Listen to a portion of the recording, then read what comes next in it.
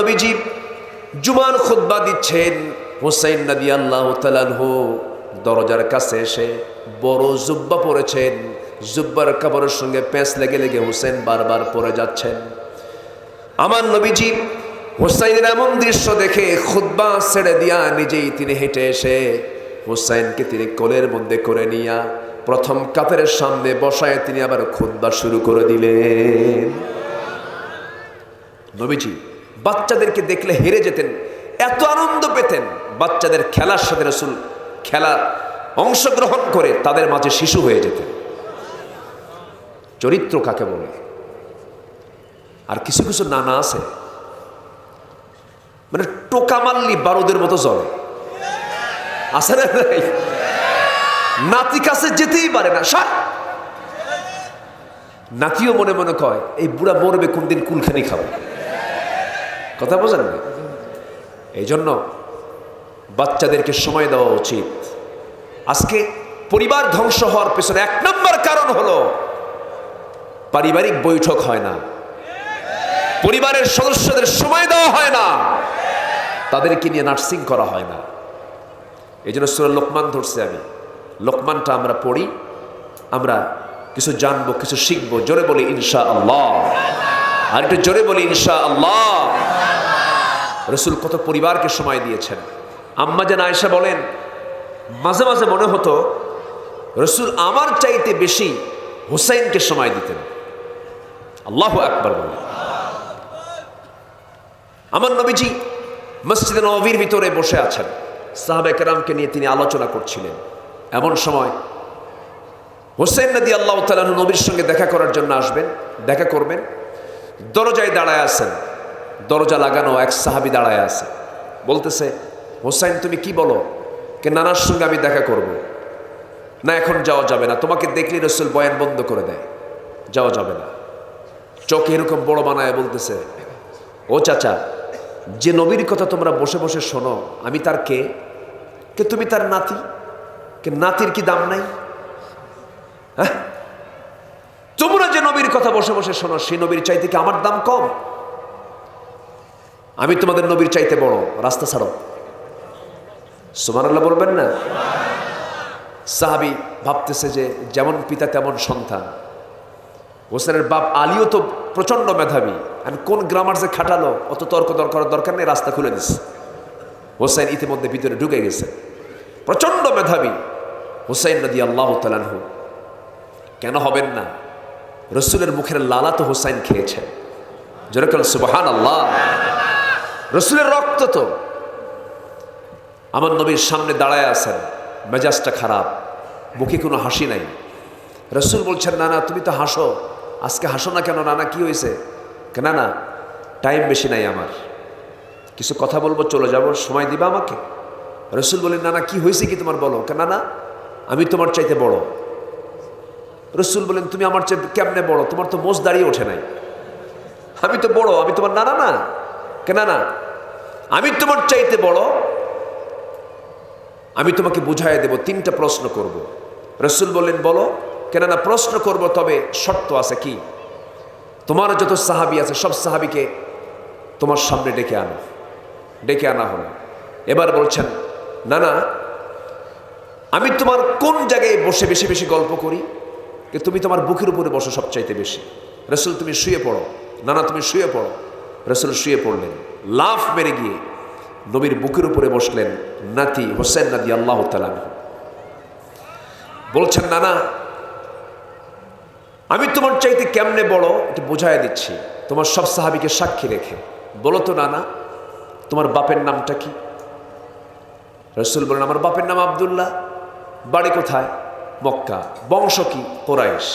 আর কিছু আছে? তেমন তো কিছু নাই নানা, আমি তো দেখছি না কিছু। কিন্তু তুমি তো অবশ্যই জানো আমার বাপটাকে। আমার বাপটাকে তুমি তো জানো। আমার বাপটা হলেন এই মক্কার মানুষ, কুরাইশ বংশের মানুষ। কিন্তু আর একটা সংযোজন হলো, আল্লাহ তাআলা যাকে আসাদুল্লাহিল গালিব খেতাব দিয়েছেন, দুনিয়ার সমস্ত কাফের বেঈমানদের জন্য যাকে সিংহ করে পাঠানো হয়েছে, আমার গর্বিত পিতা আলী। আমার পিতা আলীকে এক পাল্লায় দাও না না, তোমার পিতা আব্দুল্লাহকে এক পাল্লায় দাও, আল্লাহর কসম আমার বাবার ওজনটাই বেশি ভারী হয়ে যাবে। আমার নবীজি মুস্কি হাসি মেরে বলছেন, না না রে, আর কি প্রশ্ন করবি বল। এবার বলছে, না না তুমি বলো তো তোমার মার নামটা কি? আমেনা। বাড়ি কোথায়? মদিনায়। আর কিছু আছে নাকি? না তেমন কিছু নাই। ও না না, তুমি তো নিশ্চয়ই জানো আমার মাটাকে। আমার মা হলেন খাতুনে জান্নাত। আল্লাহ তাআলা যাকে সমস্ত মুমিনা নারীদের সর্দারিনী বানিয়েছেন, খাতুনে জান্নাত যাকে বানিয়েছেন, আমার মা ফাতিমা। আমার মা ফাতিমাকে এক পাল্লায় দাও, তোমার মা আমেনাকে এক পাল্লায় দাও, আল্লাহর কসম আমার মা ফাতিমার ওজনটাই বেশি ভারী হয়ে যাবে। আমার নবীজি মুস্কি মুস্কি হাসি দেন, কিন্তু চোখের কোনা বেয়ে বেয়ে টপ টপ করে পানি পড়ছে। রাসূল কান্নায় ভেঙে পড়ছেন আর বলছেন, নানা রে, আর কি প্রশ্ন করবি বল। এবার বলছে, নানা তুমি বলো তো দেখি তোমার নানার নামটা কি? তোমার নানাটাকে বলো। সঙ্গী সঙ্গী রাসূল বলছেন, আমার নানার নাম হলো আফজহরি। বাড়ি তার কোথায়? মদিনায়। কি করতেন? ব্যবসা করতেন। ও নানা, আর কি কোনো পরিচয় আছে নাকি? না তেমন কোনো পরিচয় নাই। ও নানা, তুমি কি জানো আমার নানার পরিচয়টা কি? আমার নবীজির বুকের উপরে বসে হুসাইন রাদিয়াল্লাহু তাআলা আনহু বুক থাপড়ায় থাপড়ায় বলছে, নানা আমার নানা তো সাধারণ কোনো নানাদের মতো নানা নন। আমার নানা হলেন সর্বকালের সর্বযুগের সর্বশ্রেষ্ঠ মহামানব, যার সম্মান হল আল্লাহর পর আখির জামানার পয়গম্বর জনাবে মুহাম্মদুর রাসূলুল্লাহ সাল্লাল্লাহু আলাইহি সাল্লাম। আমার নানাকে এক পাল্লায় দাও, আর তোমার নানা ওহাব জোহরকে এক পাল্লায় দিয়ে দাও। আল্লাহর কসম করে বলি আমার নানার ওজনটাই বেশি ভারী হয়ে যাবে। জোরে বলি সুবহানাল্লাহ।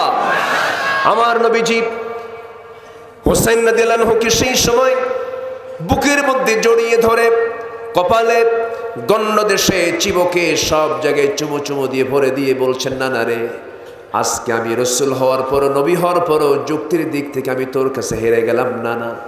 আমার বন্ধুগণ, শিক্ষার জন্য শুধু প্রতিষ্ঠান নয়, বাড়িরও দরকার আছে না নাই? আসতে বলবেন না আছে না নাই? এই জন্য আমরা পরিবারকে সাজাবো কি দিয়া? আসতে বলবেন না কি দিয়া? আজকে কোন সূরা থেকে কথা বলছি আমরা বলেন? বলেন বলেন বলেন। লোকমান থেকে। লোকমান, কোরআনের লোকমান কিন্তু আলাদা লোকমান। আমার দেশে কিন্তু বহু লোকমান আছে, আছে না নাই? এই লোকমানটা ছিলেন কালো মানুষ, খাটো মানুষ, দাঁতটা ছিল এলোমেলো, ঠোঁটটা ছিল মোটা, চুলটা ছিল খাড়া খাড়া, কালো কুসকুসে মানুষ, ঘন কালো মানুষ এখানে একটাও নাই। এত ঘন কালো লোকমান, তার পায়ের গোড়ালি পর্যন্ত ফাটা ছিল। পায়ের গোড়া ফাটে না? তাফসীরে আসছে তার পাটা ফাটা ছিল, পায়ের গোড়ালি ফাটা ছিল। যাদের পা ফাটা, সকালবেলা ঘুম থেকে ওঠার পরে দেখা যায় লেপের কাপড় একটাও ঠিক নাই। ঠিক আছে না?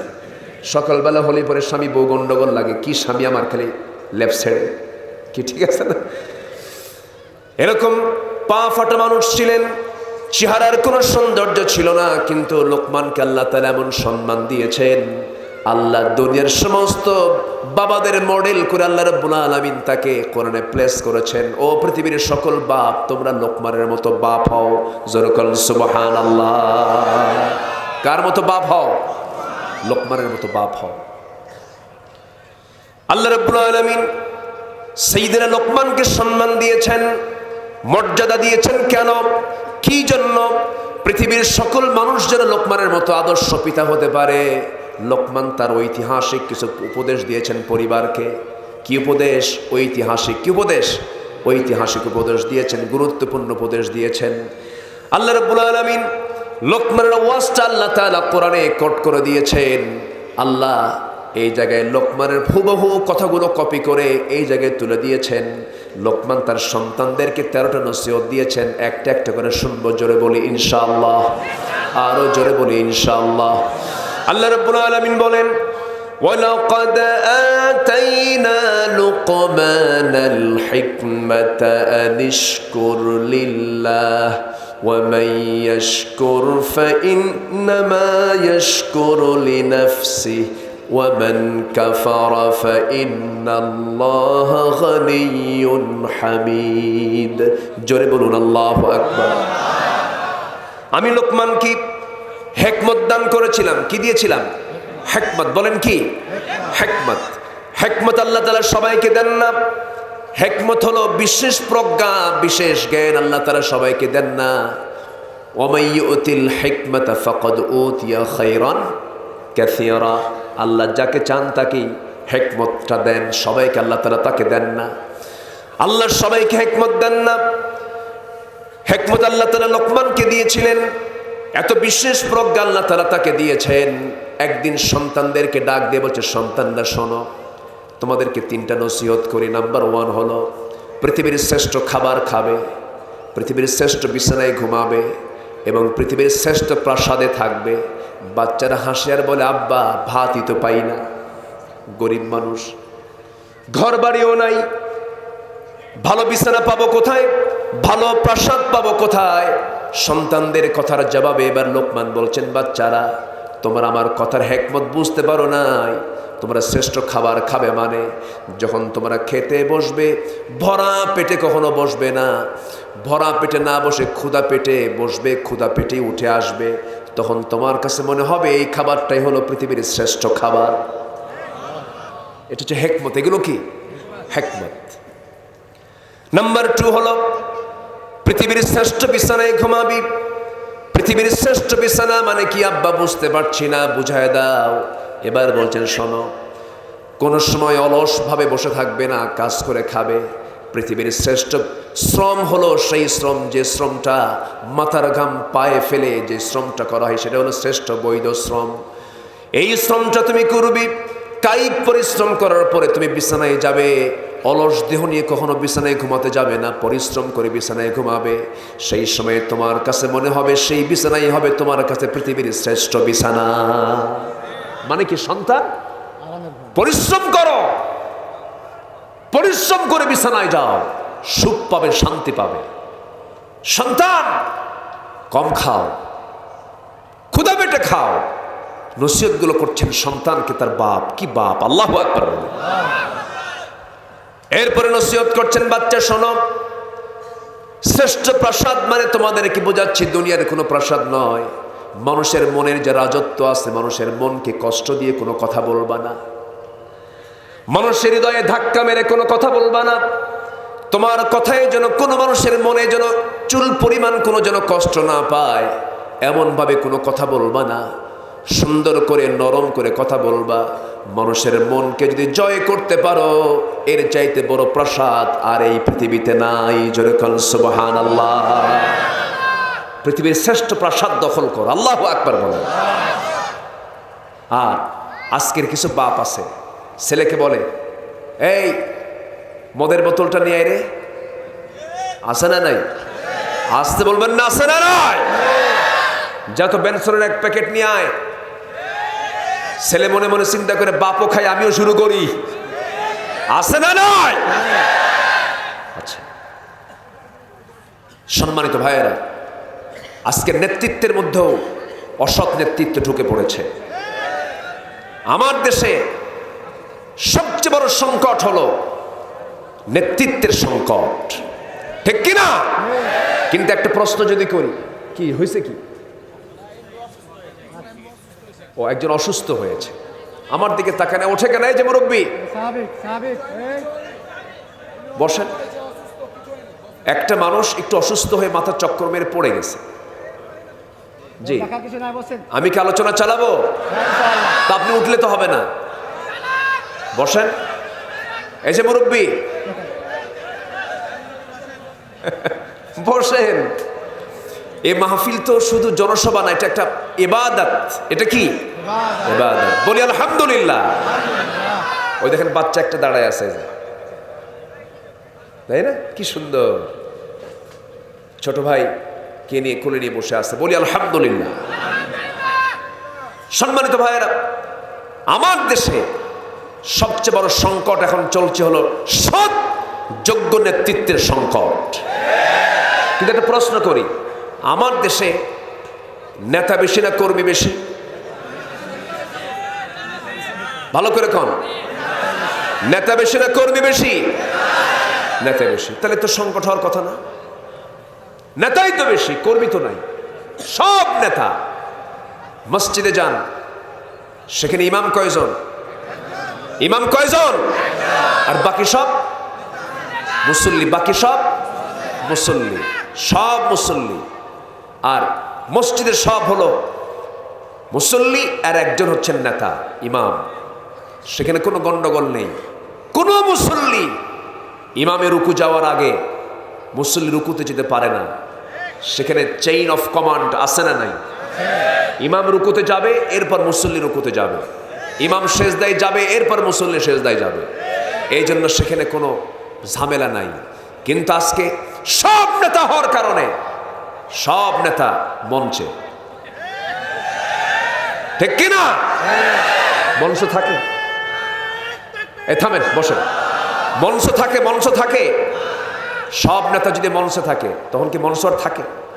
মঞ্চ তো ভাঙবে, ভাঙবেই তো মঞ্চ। অতএব আমরা বেশি নেতা দেখতে চাই না। আমাদের নেতা একজন, মুহাম্মদ সাল্লাল্লাহু আলাইহি ওয়াসাল্লাম। যে নেতা তার কর্মীকে মদের বোতল আনতে বলে, যে নেতার কাছে কর্মীকে নারী সাপ্লাই দিতে হয়, ওই সমস্ত নেতাদের মুখে আমরা জুতা মারি, জুতা মারি। বাতিল নেতৃত্বের বিরুদ্ধে মোকাবেলা করার দরকার আছে না নাই? রাজি আছেন কারা কারা? হাত উঁচু করে দেখেন মুসলমান।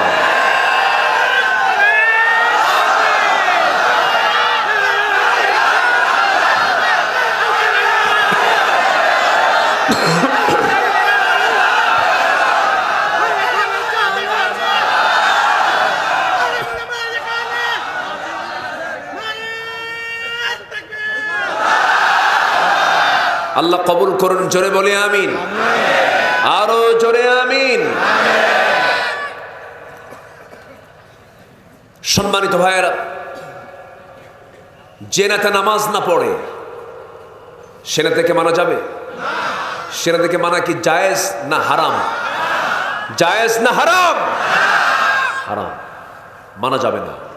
কারণ ইয়াউমা নাদউ কুল্লা উনাসিম বিইমামিহিম, কিয়ামতের দিন প্রত্যেক ব্যক্তিকে তার নেতা সহ ডাকা হবে। প্রত্যেক ব্যক্তিকে তার কি? নেতা সহ ডাকা হবে। অতএব নেতা নির্বাচন করতে গেলে আমাদের হিসাব করার দরকার আছে না নাই? আছে না নাই? আচ্ছা, মসজিদের ইমাম যদি বিড়ি খায়, নামাজ পড়বে? কামিনা হয়ে গাঁজা খায়, হুজুর কেন বিড়ি খায়? ধরে ফেলবেন।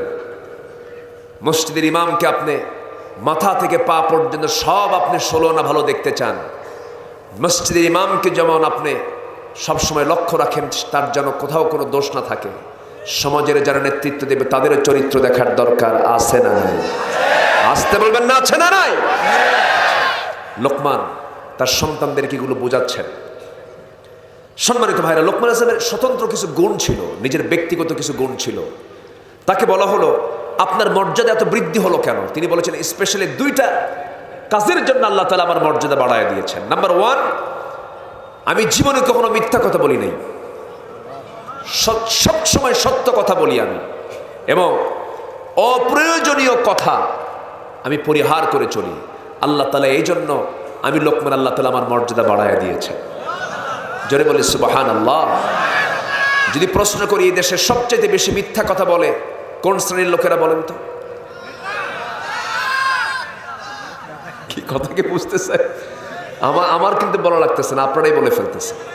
সম্মানিত ভাইরা, লোকমান বলেন, আল্লাহ তাআলা আমাকে দুটো কারণে মর্যাদা বাড়ায় দিয়েছেন। তার ভিতরে কিছু স্বতন্ত্র গুণ ছিল, তাফসীরে আসছে। নাম্বার ওয়ান, দৃষ্টি নিম্নমুখী রাখা।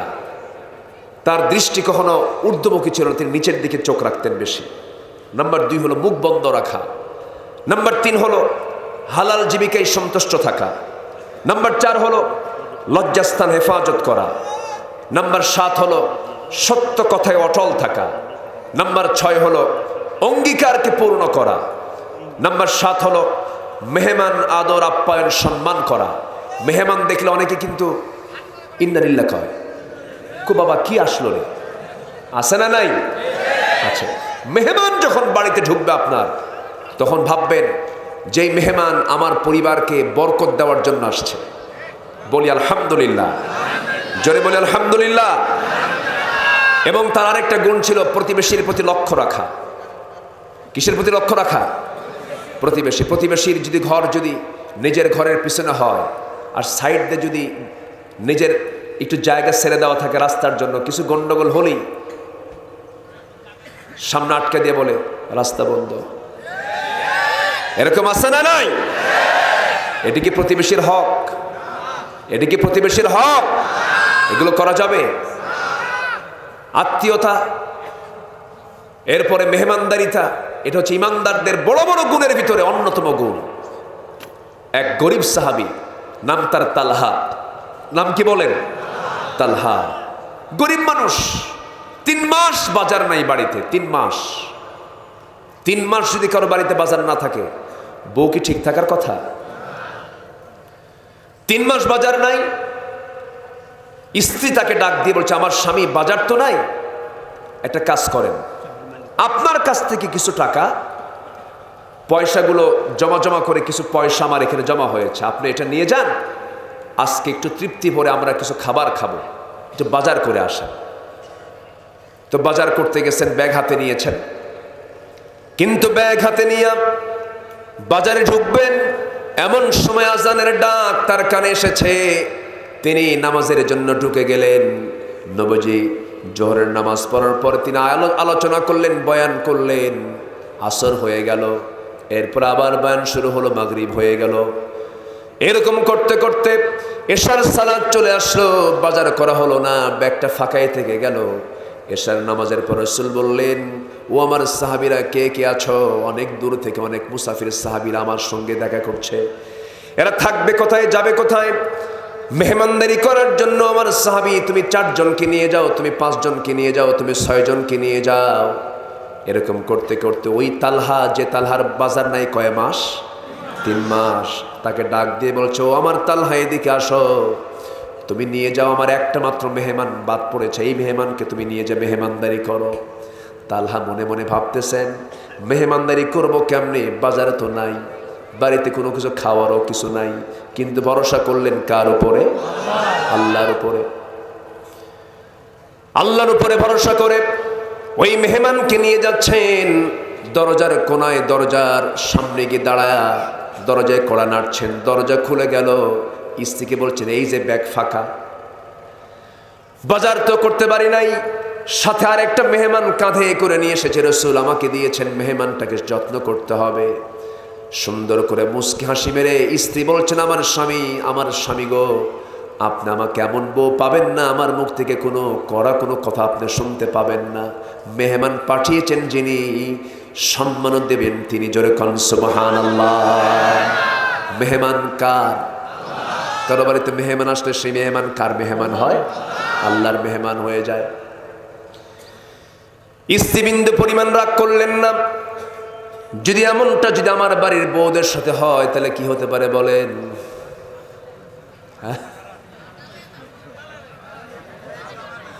অবস্থা, ঝাঁটা মারবে, ঝাঁটা দেখছেন, একজন কিছু ঝাঁটা মারবে। এমনটা হওয়া যাবে না আমার মা। যারা আমার আলোচনাগুলো শুনছেন, একটু কান লাগাবেন, মনোযোগ দিয়ে শোনার চেষ্টা করবেন, একটু মনোযোগ দিবেন। ইমানদারদের গুণ তেমনই থাকা উচিত ছিল, কিন্তু এগুলো তো সব আজকে হারিয়ে যাওয়ার পথে। আমরা কেমন যেন যন্ত্রচালিত হয়ে গেছি, মেশিনের মতো হয়ে গেছে, দয়া মায়া নাই, মায়া মহব্বত গুলো বিদায় হয়ে গেছে। আমার ভাইয়েরা, সেই তালহার স্ত্রী তালহাকে ডাক দিয়ে বলছেন, আমার স্বামী আপনি এদিকে চলে আসেন, কোনো চিন্তা করবেন না, কোনো টেনশন করবেন না, আপনি মেহমানকে বসায় দেন। মেহমানকে বসায় দেওয়া হলো। মেহমানকে বসায় দিয়া স্বামীকে ডাক দিয়ে বলছে, ও আমার স্বামী, ওই যে উপরে একটা তুষের বস্তা দেখা যায়, তুষের বস্তা একটু আপনি নিচে নামায় দেন।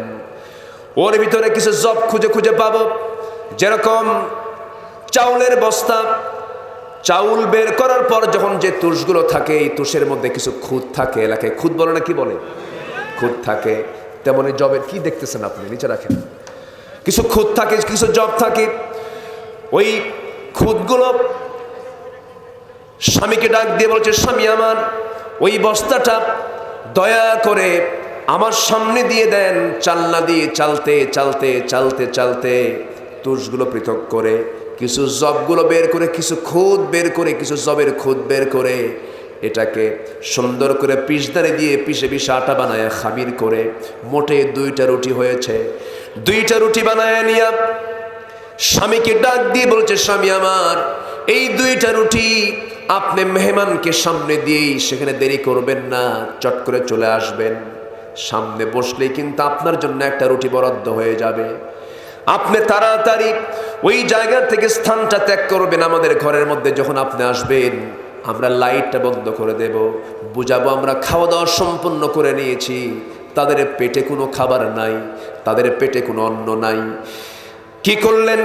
মেহমানকে 2 রুটি দিয়ে কোনো মতো সেই জায়গা থেকে চলে এসে লাইট বন্ধ করে দিয়া, বাতি বন্ধ করে, দুজন তার অন্ধকার রাতের মধ্যে তারা ঘুমিয়ে পড়েছেন, না খেয়ে ঘুমিয়ে পড়েছেন। মেহমান 2টা রুটি খেয়ে ফজরের যখন আজান হয়ে গেছে, ঘুম থেকে উঠে তালহা মেহমানকে সঙ্গে করে নিয়ে মসজিদের দিকে রওনা করলেন। নামাজ শুরু হয়ে গেছে, নামাজ শেষ হয়ে গেল, সব সাহাবী ঘরে ঘরে চলে গেছে। আমার নবীজি পিছন থেকে ডাক দিচ্ছেন, তালহা এই দিকে আসো। থরথর করে কাঁপতে কাঁপতে বলছে, হুজুর ভুল হয়ে গেছে, আমারে মাফ করে দেন। মেহমানকে ভালো করে খাওয়াতে পারি নাই, মেহমানকে আদর আপ্যায়ন করতে পারি নাই, দয়া করে আপনি আমাকে ক্ষমা করে দেন। রাসূল বলছেন, না রে তালহা, গত রাত্রে কি এমন আমল করেছো জানি না। জিবরিল আমিন এসে বলছেন, ইয়া রাসূলুল্লাহ, গতকালকে তালহা এবং তালহার স্ত্রী যে পরিমাণ যে কাজটা করেছে, মেহমানদারি করেছে, তাদের জীবনের শ্রেষ্ঠ আমল গতকালকে তারা করে ফেলেছে। জোরে বলি সুবহানাল্লাহ, জোরে বলি সুবহানাল্লাহ। মেহমানদারিতা, আপ্যায়ন হলো মুসলমানদের একটি বিশাল গুণগত দিক। আজকে কিন্তু এগুলো হেরে যাওয়ার পথে। আমি কি ভুল বলছি? তাহলে লোকমান থেকে শিক্ষা নেওয়ার দরকার আমাদের আছে না নাই? আছে। সে লোকমান তার সন্তানদেরকে উপদেশ দিয়েছেন কয়টা? 13টা। বলেন কয়টা? কয়টা বলেন? আমি কি একটাও কইছি? একটাও কিন্তু বলিনি। কোরআনের যে ওয়াজ, কোরআনের যে নসিহতটা, এটা একটাও বলিনি। আমি বলেছি তার অন্যান্য উপদেশগুলো বলেছি। আমি সময় তো অল্প, আমরা আসরের আজান হয়তো শুনতে পেয়েছি, কিন্তু নামাজটা যদি একটু বিলম্বে হয় কষ্ট হবে? আসতে বলে কষ্ট হবে? আচ্ছা, নামাজ আমরা পড়বো। আমি এমন হুজুর না যে নামাজ পড়ি না। আমার দেশে কিন্তু এমন কিছু পীর সাহেব আছে নামাজ লাগে না, খাজার নামে গাঁজা খায়। আমি খুব খুশি যে এই এলাকায় এগুলো নাই। এলাকায় কিন্তু নাই এগুলো। থাকলে আছে, কিছু আছে। আচ্ছা যাক, ওরকম উল্লেখযোগ্য নাই, উল্লেখযোগ্য হারে নাই। সেদিন এক মাহফিল ছিল আমার গাজীপুরে। তো বলল, হুজুর আপনি যে গ্রামে আসছেন, এই গ্রামে 350টা পীর আছে। কয়টা পীর আছে? 350 পীর। আমি বললাম যে এত পীর থাকতে আমার দাওয়াত দিচ্ছেন কেন? হুজুর একটাও নামাজ পড়ে না, একটাও নামাজ পড়ে না, খালি পীরজাদা হয়ে বসে আছে। বাপ পীর ছিল, সন্তানও পীর। এরকম আছে না নাই বলেন? আমি পীরদেরকে খাটো চোখে দেখি না, পীর ভালো। রাজশাহীতে শাহ মাকদুম রহমতুল্লাহ আলাইহি শুয়ে আছেন এই রাজশাহীর মাটিতে। খান জাহান আলী শুয়ে আছেন খুলনায়, শাহজালাল ইয়ামিনী শুয়ে আছেন সিলেটে, আজমিরে শুয়ে আছেন খাজা মঈনুদ্দিন চিশতি রহমতুল্লাহ আলাইহি। এদের ইতিহাস দেখেন, তারা রাজা পৃথ্বীরাজকে পরাজিত করেছেন, রাজা গৌর গোবিন্দকে পরাজিত করেছেন, পরশুরামকে পরাজিত করেছেন, বাতিলদেরকে উৎখাত করে তাওহীদকে তারা প্রতিষ্ঠা করেছেন। আর আজকে কিছু কিছু দরবারে গেলে এত গাজার গন্ধ, গাজার ধুয়ে মশা পর্যন্ত বিরক্ত। আছে না নাই? আচ্ছা, বদমাইশ এগুলো, এগুলো বদমাইশ। বাচ্চা হয় না, বাবার দরবারে চলে যায়, বাবা একটা বাচ্চা দিবা, ও কি বাচ্চা দেওয়ার মহাজন? এগুলো শিরকের কাজ। এগুলো কিসের কাজ বলেন? শিরকের কাজ। কোথাও ফুল দেওয়া, কোথাও খালি হাতে যাওয়া, খালি পায়ে ফুল দেওয়া, কোনো কবরকে লক্ষ্য করে ফুল দেওয়া। কবরকে লক্ষ্য করে যদি ফুল দেওয়া জায়েজ হতো, পৃথিবীর সমস্ত ফুল গিয়ে জমা হতো মদিনার রাসূলের কবরে, ঠিক কিনা? সেখানে কোনো ফুল আছে? আজ তো ফুল আছে? 14ই ফেব্রুয়ারি চলে গেল বিশ্ব ফুল দিবস।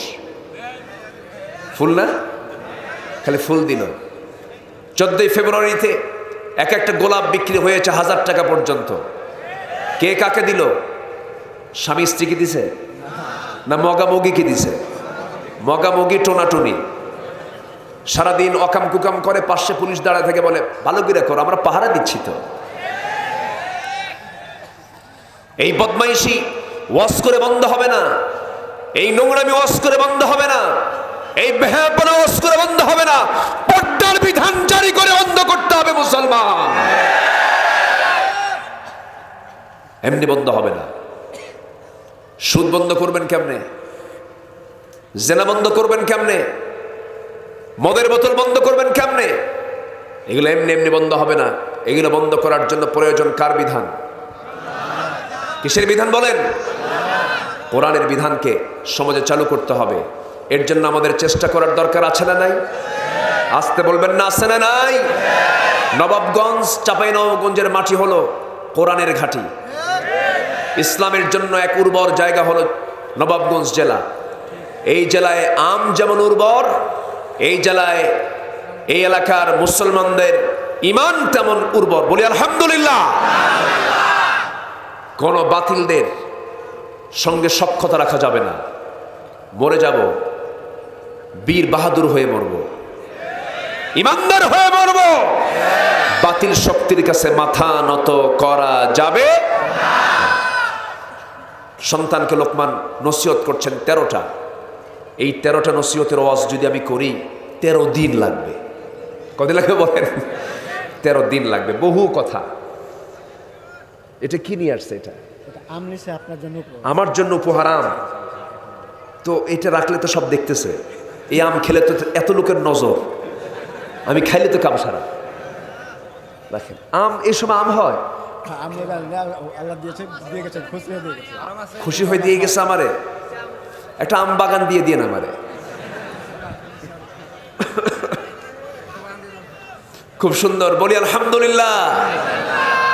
এলাকার আম যে কি মজা! আল্লাহু আকবার। আমের নাম হলো ন্যাংরা, আছে না? বহুদিন আগে, আজ থেকে কত 2012 সালের দিকে আমি কানসার্ট এলাকায় আমার একটা মাহফিল, শাহবাজপুর একটা এলাকা আছে না কোথায় জানো?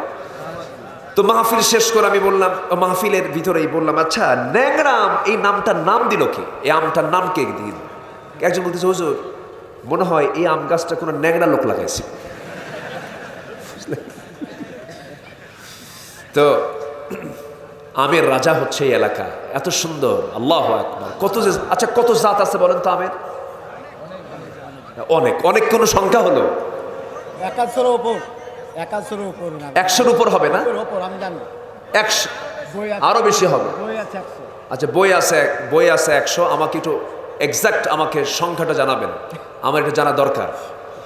এ দেখেন একই জাত আম, এর মধ্যে কত স্বাদ, কত ভিন্নতা আছে। সব ভিন্নতা দেখাচ্ছে কি বলেন? কি বলেন?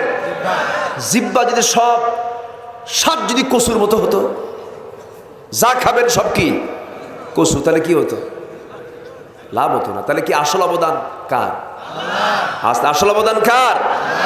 আল্লাহ তাআলা। যিনি আম দিয়েছেন, আল্লাহ তুমি তাকে জান্নাতের আম খাওয়াও নাকি? জোরে কোন আমিন।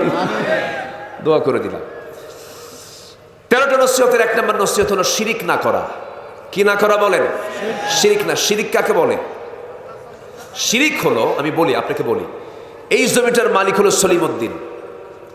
এই জমিতে যদি ওই সলিমউদ্দিনের নামে রেকর্ড আছে, দাগ আছে, সব কিছু ক্লিয়ার, খাজনাখারি সব কিছু আছে, কেউ তার ক্ষমতা বলে দাপট দেখায় বলল চতুর্দিকে আমার জায়গা, মাঝখানে ওটাও আমার, এটা হলো জুলুম। এটা কি? আর জুলুম যার নাম, শিরিক তার নাম। ইন্না শিরকে লাযুলমুন আযীম। শিরিক যার নাম জুলুম তার নাম, জুলুম যার নাম শিরিক তার নাম। এই দুনিয়াটা কার? আসতে এই দুনিয়াটা কার? আকাশ কার? জমিন কার? সূর্য কার? চন্দ্র কার? আচ্ছা এই দুনিয়াতে সব কিছু চলে কার নিয়মে? সূর্যকে চালান। এই যে সূর্যকে, এটা কি ডুবে? আচ্ছা সূর্যকে আসলে ডোবে? অস্তমিত হয় না। সূর্য কিন্তু দিয়ে যাচ্ছি তাপ, হেরে যাচ্ছে আমার দেশ থেকে, চলে যাচ্ছে অন্য দেশে। সন্ধ্যা হচ্ছে, আমেরিকায় সকাল হচ্ছে। এরকম করে 24 ঘন্টায় এই সূর্য সার্ভিস দিয়ে যাচ্ছে।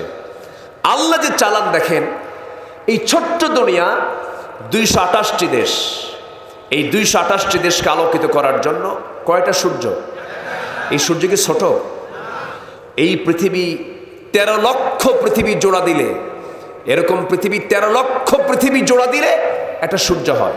আল্লাহ রাব্বুল আলামিন বান্দার জন্য প্রথম ওহীটা দিয়েছেন। প্রথম ওহী কিন্তু নামাজ নয়, প্রথম ওহী কিন্তু রোজা নয়।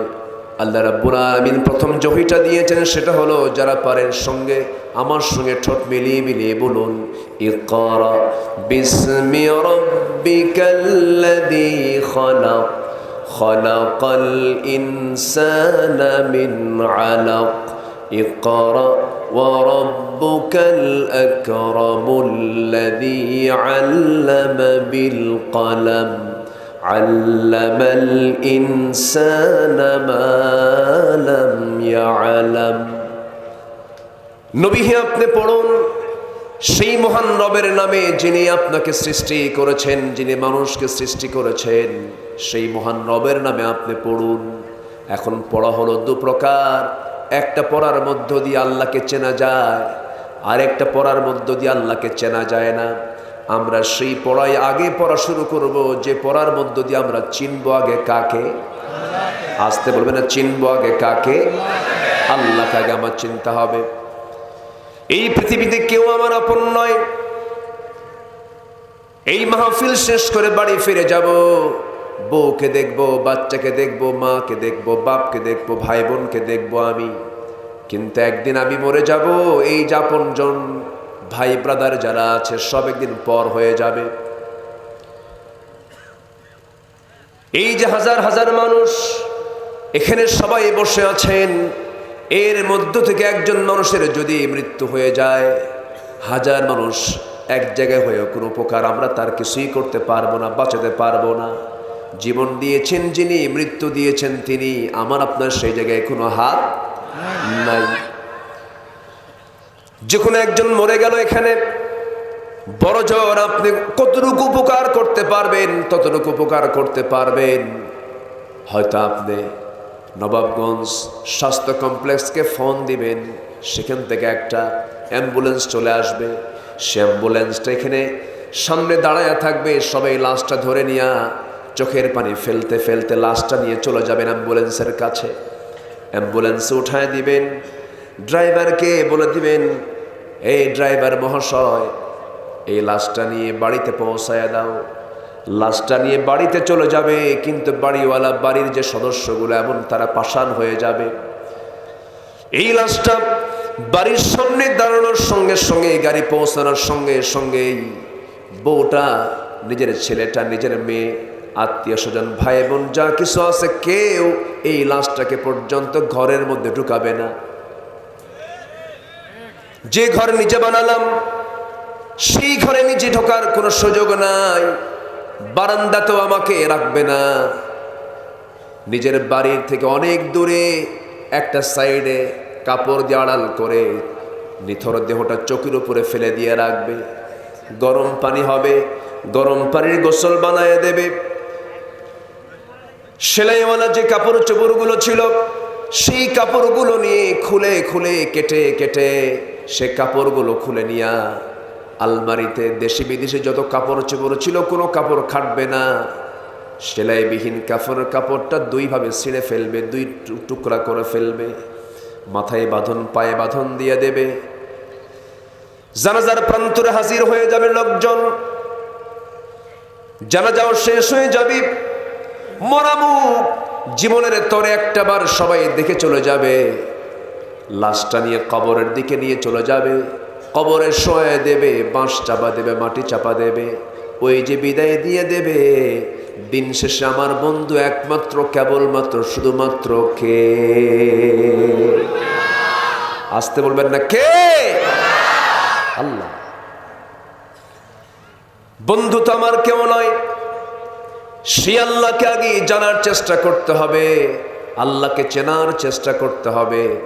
যে কিতাবের আমরা আজকে আলোচনা শুনতে এসেছি, আল্লাহর নৈকট্য হাসিলের জন্য সবচেয়ে বেশি সম্পর্ক রাখবো আমরা কোন কিতাবের সাথে? সামনে একটা মাস আসছে, সেই মাসের নামটা কি? রমজান মাস। কিসের মাস বলেন? কিসের মাস? কিন্তু নিজেই কোরআন পড়তে পারি না, নিজে কোরআন পড়তে পারি না। এটা কি আমাদের সফলতা না ব্যর্থতা? ব্যর্থতা। রমজান মাস হলো কোরআনের মাস, অথচ নিজেই কোরআনটা পড়তে পারি না। এটা কেমন কথা হলো? মানুষ পারবে না কেন? মানুষ চেষ্টা করবে, সহযোগিতা করবেন কে? আল্লাহ নিজেই বলছেন, ওয়াল্লাযীনা জাহাদু ফীনা লানাহদিয়ান্নাহুম সুবুলানা। যে বান্দা আমার পথে আসার জন্য চেষ্টা করে, আমি তার জন্য পথ একটা নয় অসংখ্য পথ খুলে দেই। কোরআন তো কঠিন কোনো কিতাব নয়। আমি আমার নিজের হাতে দীর্ঘ 23-24 বছরে অনেক মাহফিলে অনেক হাফেজের মাথায় পাগড়ি পড়াইয়া দিয়েছি, দাস্তারবন্দি দিয়ে দিয়েছি। আমি নিজের সাক্ষী যে সহস্র হাফেজদের মাথায় যে দাস্তারবন্দি দিলাম, এর মধ্যে একটা ছোট্ট বাচ্চার কথা মনে পড়ে, মাত্র 4 বছর বয়স। 30 পারা কোরআন সে তার সিনার মধ্যে তুলে নিয়েছে। যে কোরআন 4 বছরের বাচ্চা পড়ে, যে কোরআনটা সহি করে 5-6 বছরের শিশুরাও পড়তে পারে। জীবনের বিশাল একটা সময় 60 বছর পার হলো। 60 বছর তো চূড়ান্ত সময়। 60 বছর পার হলো, 30 বছর রমজান পেলাম, 40 বছর রমজান মাস পেলাম, কোরআনটা পড়তে পারলাম না। আমি তো মনে করি এটার চাইতে পোড়া কপাল আর কি থাকতে পারে। আমি কিন্তু আপনাদের একটু হৃদয়ে ধাক্কা দিচ্ছি, রাগ করবেন না দয়া করে। রাগ করতেছেন নাকি আপনারা? এটা আমাদের জন্য চরম ব্যর্থতা। 60 বছর বয়স, বুড়ো হয়ে গেছি, বলা হয় চাচা কোরআনটা পড়েন, কোরআন সহি না করলে তো নামাজ সহিটা হবে না, একটু চেষ্টা চালান। বলে বাবা মুখেই তো আসে না, চেষ্টা করি হয় না। কিন্তু চাচাকে যখন বলা হয় চাচা নবাবগঞ্জ পৌরসভার সামনে যে আপনার 10% জমি আছে, ওই জমিটার দাগ নাম্বার কত? 83। ঠিক আছে না? টনটনা মুখস্থ, খালি টোকাবার মারার সঙ্গে সঙ্গেই দাগ নাম্বার বলে ফেলছে। দাগ নাম্বার মুখস্থ, সিএস মুখস্থ, মাঠ পর্চা, খতিয়ান নাম্বার সব তারা টনটনা। কোথায় কোন কাগজগুলো আছে সব সে চোখের পলকে দেখে দিতে পারে, বলতে পারে। আবার চাঁপাইনবাবগঞ্জের জসকোটের সামনে সপ্তাহে 2 দিন বারান্দায় দৌড়াদৌড়ি করে ফাইল নিয়ে, যখন বলা হয় চাচা আপনি ফাইল নিয়ে দৌড়ান, জসকোটে এই বুড়া বয়সে কষ্ট হয় নাকি? বাবা শোনো, 20 বিঘা জমির মামলা চলে, মামলা প্রায় শেষের দিকে, মাঝে মাঝে উকিল ভুল করে, উকিলকে বুদ্ধি দিয়ে যায়। উকিলকে বুদ্ধিও দিতে পারে। 60, 70, 80 বছরের জিন্দেগির এই জীবনের জমির দাগ নাম্বার টনটনা মুখস্থ করতে পারি, সব হয়ে যায়। কিন্তু চাচাকে যখন বলা হয় চাচা কোরআনটা পড়েন, বাবা মুখে আসে না। এটা সম্পূর্ণ ভুল কথা, ভুল কথা। যে বান্দা কোরআন শিখতে চাবে আল্লাহ তাআলা তাকে শিখায়া দিবেন। জোরে বলি সুবহানাল্লাহ। আর রহমান, এরপরে কি? আল্লামাল কোরআন, আল্লাহ তাকে শিখায়া দিবেন। সামনে রমজান আসতেছি, এই জন্য সবার কাছে এই যে হাজার হাজার মানুষ, আমার মুখ থেকে কিছু কথা তো অবশ্যই গঠনমূলক কিছু কাজের কথা বের হওয়া দরকার। 1 নাম্বার কাজ দিলাম সবাইকে, আগামী রমজান উপলক্ষে আমাদের 1 নাম্বার কাজ হবে, আমরা সবার আগে আল্লাহর সঙ্গে কথা বলবো। কি দিয়া? আসতে বলবেন না, কি দিয়া? কোরআন দিয়া। নামাজ শুরু হয় কি দিয়া? নামাজও পড়ে কি দিয়া? সব কিছু দিয়ে কোরআন লাগবে। সেই কোরআনটা সবাইকে সহি করে পড়তে হবে। এখান থেকে আজকের থেকে যদি সিদ্ধান্ত নিয়ে ফেলি, এই মাসটা হলো শাবান মাস। সহি হাদিস, যদিও রাবিটা জয়ীফ, হাদিস তো সহি। রাসূল বলেছেন আল্লাহুম্মা বারিক লানা ফি রজব ওয়া শাবান ওয়া বাল্লিগনা রমাদান। আয় আল্লাহ তাআলা রজব শাবানের বরকত দাও, আর রমজান পর্যন্ত আমাকে পৌঁছায় দাও, রমজান পর্যন্ত আমার হায়াতটা দিয়ে দাও। জোরে বলেন সুবহানাল্লাহ। কি সুন্দর করে রাসূল দোয়াটা করেছেন। কারণ এই জামের মৌসুমে এই যে মুকুলগুলো আসতেছে, এই মুকুলগুলো থেকে গুটি আসবে, আম ধরবে, আম পাকবে। আমটা পাকে কোন মাসে বলেন? কোন মাসে? জ্যৈষ্ঠী মাসে। জামাই দাওয়াত পায় কোন মাসে? জামাই দাওয়াত দেন না আপনারা? এই দাওয়াত দেয় না মানুষ? তা আসতে কোন কেন? কোন মাসে? এই আমের মাসে দেন না?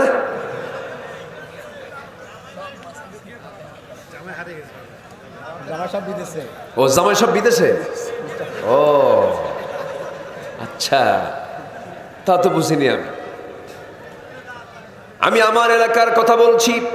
জ্যৈষ্ঠী মাস হলো ফলের মাস, রসের মাস। ফলের রসগুলো আল্লাহ তাআলা জ্যৈষ্ঠী মাস আমার দেশে দিয়ে দেন। আম, জাম, লিচু, পেয়ারা, সব ম্যাক্সিমাম ফলগুলো জ্যৈষ্ঠী আষাঢ়ে হয়। ফলের যেমন মৌসুম আছে, ফলের মৌসুম যেমন জ্যৈষ্ঠী আষাঢ়, তেমনি আমলের মৌসুম হলো আমার আপনার জীবনের আমলগুলোকে ডাবল ডাবল করে নিয়ে আমলের মৌসুম হলো সামনে আসতেছে মাহে রমজান। সব আমল আমরা আমল নামায় উঠাবো। জোরে বলি ইনশাআল্লাহ। এক নম্বর আমরা কি শিখবো বলেন? কি শিখবো? কোরআন। কোরআনটাকে শিখে নেব। বাচ্চাদের কি মক্তবে না পাঠায়া সকালবেলা মা সহ মেয়েকে পাঠায় দেয় কিন্ডার গার্ডেনে, কেজি স্কুল। ছেলের ওজন বেশি না কেজির ওজন বেশি? কেজিতে পাঠায় দেয়। বাচ্চার গায়ের যে ওজন, ব্যাগের ওজন তার চাইতে ডাবল। পিঠে ব্যাগ বইতে বইতে পিঠ বাঁকা হয়ে যায়। বাচ্চাদের এতগুলো বই পড়ার কোনো দরকার নাই। বাচ্চাদেরকে শেখানোর জন্য, বাচ্চাদেরকে আদব আখলাক ঠিক করার জন্য কোরআনটা হাতে তুলে দেন। আপনার সন্তানটা হয়ে যাবে জগৎধন্য সন্তান। জোরে বলি সুবহানাল্লাহ। কোরআনটাকে বাচ্চার হাতে তুলে দেন। শিশুকে মসজিদে পাঠান। মসজিদে শিশুরা কাঁদবে, হাসবে, খেলাধুলা করবে, দৌড়াদৌড়ি করবে, নামাজের সামনে দিয়ে না বুঝে হাঁটবে। আপনি ধমক দিতে পারবেন না। মাহফিলে বাচ্চারা আসবে। হ্যাঁ, কি সমস্যা? কি মাহফিলে বাচ্চারা আসবে, ওরা শুনবে, কারণ ওরাই তো সামনে সমাজ চালাবে, ঠিক কিনা? তাহলে বাচ্চাকে মসজিদে যেতে কোনো বাধা দেওয়া। কিন্তু কিছু বুড়া চাচা আছে, খুব মাতব্বরি করে, আছে না? বাচ্চারা মসজিদে যেতে নিলেই চোখ এরকম বড় বানায় আর বলে সর সর, এরকম আছে না?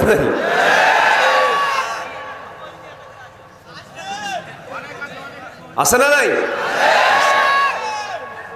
যে বুড়া এগুলো করে, ওই বুড়াকে মসজিদে আসতে দিবেন না। আমি আমার কথা বলি, ছোটবেলায় আমি মসজিদে যাচ্ছি, এরকম একটা বুড়া চাচা ছিল, তা আমাকে দেখলেই লাঠি তুলত। লাঠি আছে তো, লাঠি তুলত। ভাবতাম যে মনে হয় নামাজ এরকম করেই পড়ে। তো পরের ওয়াক্তে আমি আসছে, আমি একখান হাতে লাঠি নিচ্ছি। ওদিক থেকে সে লাঠি উঁচা করে, আমি এদিক থেকে লাঠি উঁচা করি। উচিত না। ইসলামী সমাজের বৈশিষ্ট্য হলো মসজিদে বাচ্চাদের কান্না এবং হাসির আওয়াজ শুনতে হবে। মসজিদে জায়গা হয় না, যায় না। ওরা কি করে জানেন? মোবাইল হাতে নেয়, মোবাইল ছাড়া খায় না। 3-4 বছরের বাচ্চাগুলো তার বাচ্চার মারা নষ্ট করে ফেলেছে। বলে যে কার্টুন দাও, কার্টুন দেখায় আর খাওয়ায়। আমি কি ভুল বলতেছি? চোখও গেল, জীবনও গেল, ব্রেন গেল, সব গেল। এই ডিভাইস, এই মোবাইল সব শেষ করে দিচ্ছে। 7-8 দিন আগে আমার মাহফিল ছিল চুয়াডাঙ্গা। খেতে বসছি, এশার নামাজ পড়ে আমার বয়ান। তো বাড়িওয়ালা বলতেছে, হুজুর আপনার বাড়ি কোথায়? বললাম আমার বাড়ি তো উত্তরবঙ্গে, আমার জন্ম, থাকি তো ঢাকাতেই। হুজুর আমি তো ঠাকুরগাঁতে আমার মেয়েকে বিয়ে দিয়েছি। তো বললাম আপনার মেয়েকে বিয়ে দিয়েছেন ঠাকুরগা, বাড়ি হলো চুয়াডাঙ্গা, এত দূরে ঘটককে কুজুর মোবাইল। ঘটকের নাম কি? এই এত এত শক্তিশালী এটা, দেখছেন? এখন যদি কোনো মেয়ের বাপ মেয়েকে বিয়ে দিতে না পারেন, সহজ হিসাব কি হিসাব? সহজ হিসাব। যদি মেয়েকে বিয়ে না দিতে পারেন, বাস ঘটক একটা হাতে দিয়ে দিবেন, ও নিজেই খুঁজে নেবে। আমার আর বোঝানোর কোনো ভাষা নাই। আর যদি কোনো স্বামী বাইরে থাকেন, স্ত্রীকে সময় দিতে পারেন না, প্রয়োজনে বাইরে থাকেন, তো অনেক প্রবাসীর বউ কত যে ছিনতাই হয়ে গেছে মোবাইল দিয়া। আমি কি ভুল বলছি?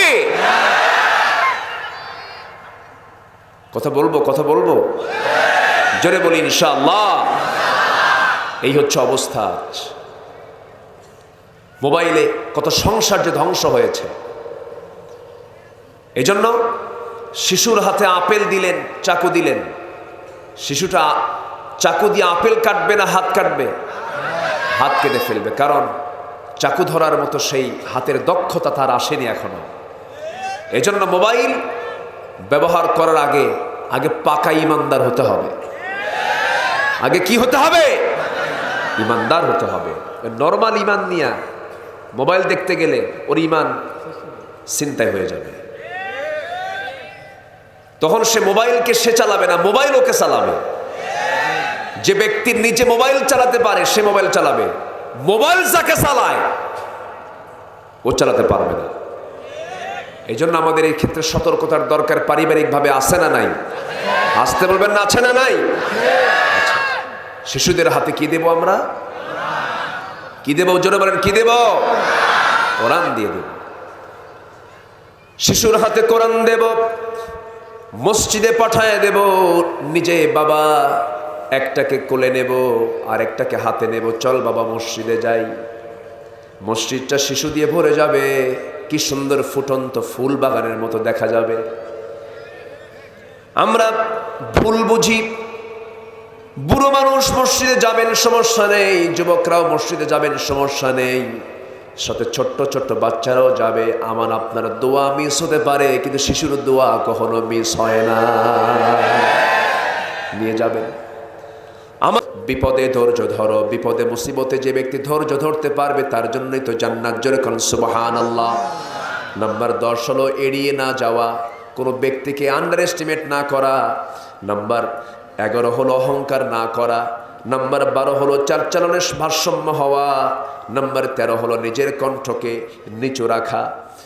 এই 13টা গুণ সন্তানকে লোকমান কত বছর আগে নসিহত করেছেন, আর সেই নসিহতের কথাগুলো আল্লাহ তাআলা লোকমানের সেই কথাগুলো সূরা লোকমানে তুলে দিয়ে বলছেন, ও পৃথিবীর বাপেরা, তোমরা লোকমানের মতো সন্তানদেরকে নিয়মিত এই নসিহতগুলো দাও। জোরে বলে সুবহানাল্লাহ। কয়টা নসিহত শিখলাম আমরা বলেন তো? 13টা। 1 নম্বর শিরিক না করা। কি না করা? নাম্বার 2 হলো আল্লাহর শুকরিয়া। কার শুকরিয়া? বলেন, কার শুকরিয়া? নাম্বার 3 হলো পিতামাতার সঙ্গে সুন্দর আচরণ করা। নাম্বার 4 হলো শিরকের দিকে যদি চাপে কোনো পিতামাতা, সেটা আনুগত্য না করা। এরপরে সরিষার দানাও যদি হয় তা মহান রব বের করে আনেন। আচ্ছা, আল্লাহর কুদরতকে বুঝায় বলতেছে, আমার কলিজার টুকরা সন্তান, পৃথিবীতে কোনো অপরাধের সঙ্গে তুমি জড়িত হবে না। নাম্বার 6 হলো সালাত কায়েম করো। নাম্বার 7 হলো সৎ কাজের আদেশ দাও। নাম্বার 8 হলো অসৎ কাজের বাধা দাও। নাম্বার 9 হলো বিপদে ধৈর্য ধরো। নাম্বার 10 হলো মানুষকে আন্ডার এস্টিমেট করো। ওয়ালা তুসাইর খাদ্দাকা লিন্নাস, মানুষকে এড়িয়ে যেও না, মানুষকে আন্ডার এস্টিমেট করো না। কিছু কিছু লোক আছে দেখেন রাস্তায় হাঁটলে মানুষকে পাত্তাই দিতে চায় না, আসে না নাই? এটা করবা না। এরপরে অহংকার করো না। অহংকারটা কার? অহংকার কার? আল্লাহর। অহংকার কি কোনো বান্দা করতে পারে? না। এরপর চালচলনে ভারসাম্য হওয়া, রাস্তায় চলতে গেলে, এরপরে মানুষের সঙ্গে উঠা বসা করতে গেলে অহংকারের জন্য কোনো লেশ না থাকে, এই জাতীয়ভাবে ভারসাম্যপূর্ণ জীবনযাপন করা। নিজের কণ্ঠকে, আওয়াজকে নিচু করা, মুরব্বীদের সামনে উঁচু গলায় কথা না বলা, এগুলো সব বাপ হয়ে সন্তানকে নসিহত দিচ্ছেন সাইয়্যিদনা লোকমান আলাইহিস সালাতু ওয়াস সালাম। আল্লাহ তুমি তার এই দেওয়া উপদেশগুলো আমাদের পরিবারে বাস্তবায়ন করার তৌফিক দিয়ে দাও। জোরে বলি আল্লাহুম্মা আমিন। অনেক কথা ছিল, যতটুকু কথা হয়েছে আমরা বলে ফেলি আলহামদুলিল্লাহ। জোরে বলি আলহামদুলিল্লাহ। আজান হয়েছে বহু আগে, অনেকের মধ্যে অস্থিরতা কাজ করছে। আমরা নামাজ পড়ব। নামাজ আমি কিন্তু একটা দায়িত্ব দিয়েছি সবাইকে। আগামী রমজানের মধ্যে আমরা কি শিখে নেব বলেন তো? এবং সাথে আমরা কেউ নামাজ ছাড়বো না। কারা কারা একটু হাত তুলে দেখান। ইনশাআল্লাহ 5 ওয়াক্ত নামাজ পড়বেন কারা কারা? জোরে বলি ইয়া আল্লাহ। আমাদেরকে 5 ওয়াক্ত সালাত আদায় করার তৌফিক তুমি আল্লাহ দিয়ে দাও। জোরে বলি আমিন। আরো জোরে আমিন, আরো জোরে আমিন। হাত নামান যে যেখানে আছেন। আমরা আল্লাহর কাছে চাবো। আমরা বলবো কাকে এখন? আল্লাহর কাছে ছোট্ট একটা দোয়ার মধ্য দিয়ে আজকের মাহফিলের আমরা সমাপ্তির দিকে চলে যাচ্ছি, কারণ সময় ঘনিয়ে এসেছে। নামাজ আমরা পড়বো। এখানে কি নামাজ হবে? এখানেও হবে, যাদের ওযু আছে ইনশাআল্লাহ। বলেন আপনারা বলেন। হ্যাঁ, এখানে ওজুর জায়গা আছে কি? ওযু জায়গা আছে অনেক সুন্দর। আচ্ছা, ওজুর জায়গাও আছে। মোনাজাত হবে। এরপর আমরা এখানে যাদের ওজু আছে, দোয়ার পরে এখানে মুখে আজান হবে। এরপর আপনার নামাজ কিবলামুখী হয়ে পশ্চিম দিকে আমরা দাঁড়ায় যাব। জোরে বলি ইনশাআল্লাহ। জি আসুন। ওযু আছে। হ্যাঁ, আমরা এখন দোয়া করি, আল্লাহর কাছে চাই। আমি সবার কাছে দোয়া চাচ্ছি, সবাইকে আমার জন্য দোয়া করবেন। জি আসুন। আল্লাহুম্মা আমিন।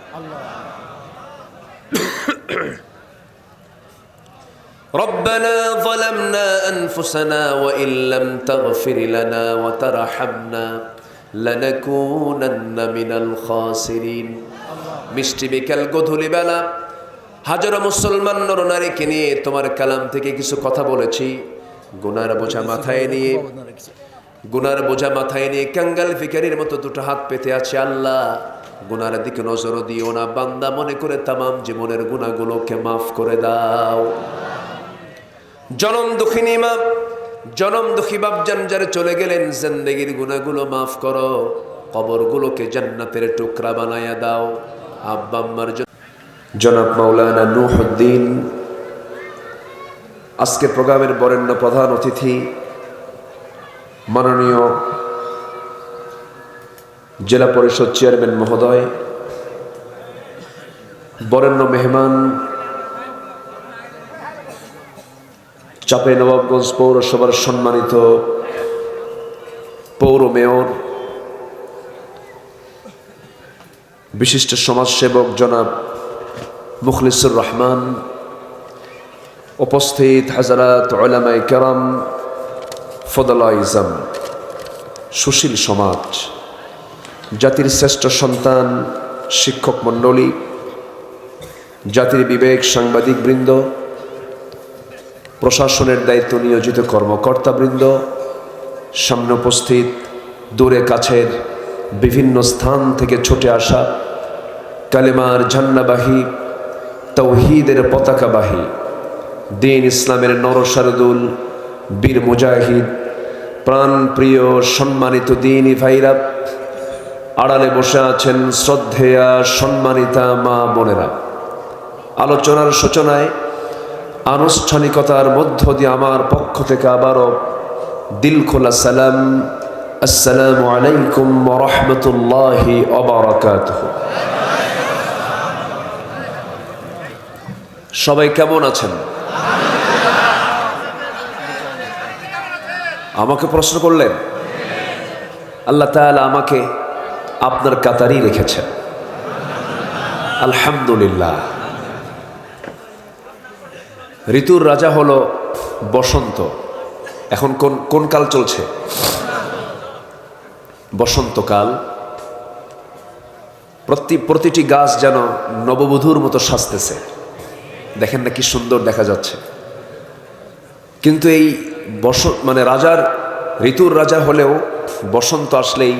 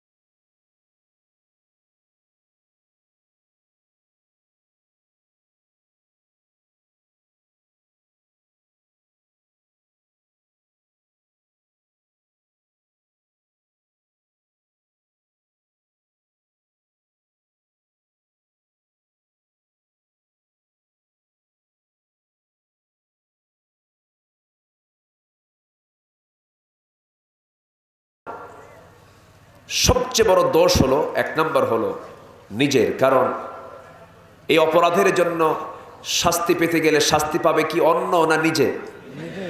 নিজের দোষটাকে আগে নিতে হবে। কিন্তু এটার জন্য কিন্তু কোনো অংশে পরিবার কম দায়ী নয়, সমাজ কম দায়ী নয়, শিক্ষার পদ্ধতিও কম দায়ী নয়। আসতে বলবেন না, জোরে বলুন ঠিক কিনা। মাইক কি ঠিক হবে না আগের মতো? ও আগের মতো হবে না, বিদ্যুৎ চলে গেছে তো ওনার মেশিন ফেল মারতেছে, লোড ক্যাপাসিটি হচ্ছে না। যাই হোক, একটু কষ্ট করে শোনেন। আমি যখনই মঞ্চে উঠি ম্যাক্সিমাম জায়গায় এই ভেজালগুলো শুরু হয়, বুঝলেন? কে যে ভাই, এটা কি মালাকুল মউত করে না কোনো ফেরেশতা করে আল্লাহ জানে নাকি? আচ্ছা, সম্মানিত ভাইয়েরা, তাহলে আমি কোরআন পড়তে জানবো না কেন? কোরআন তো শিখে নেওয়ার দরকার ছিল অনেক আগে, কিন্তু আমাকে শেখানো হয়নি, আমাকে পড়ানো হয়নি, আমাকে চাপ দেওয়া হয়নি। একটা ছেলে পরীক্ষা দেয়, রিটেন ভাইভা, শিক্ষার্থী চাকরিতে গেলেও পরীক্ষা দেয়।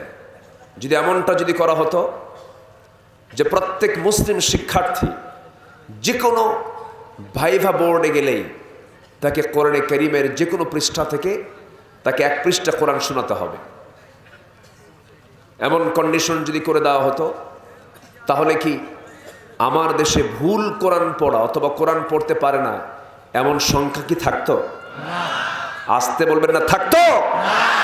থাকতো না। ভাইভা বোর্ডের প্রশ্ন কি জানেন?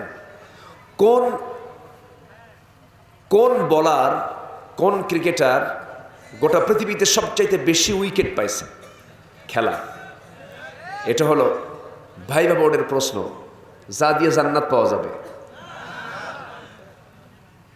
সম্মানিত ভাইয়েরা, সম্মানিত বন্ধুগণ, তাহলে কোরআন যেন না শিখে এটার জন্য কিছু ষড়যন্ত্র আছে না নাই?